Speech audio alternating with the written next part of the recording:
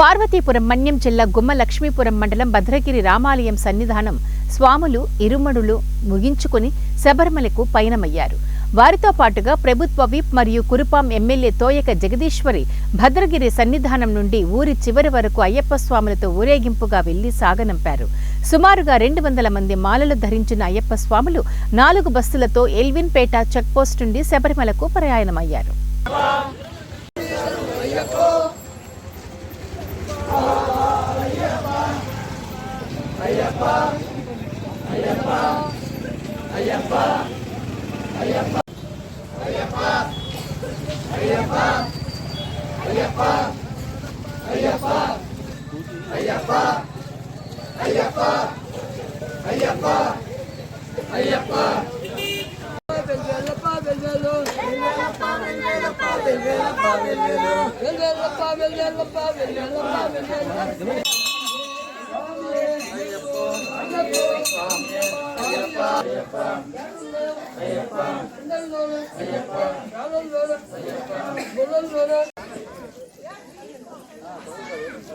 చాలా ముందుకెళ్తే ఆ సెంటర్లో ఉంటే బస్సు అక్కడికి వస్తుంది.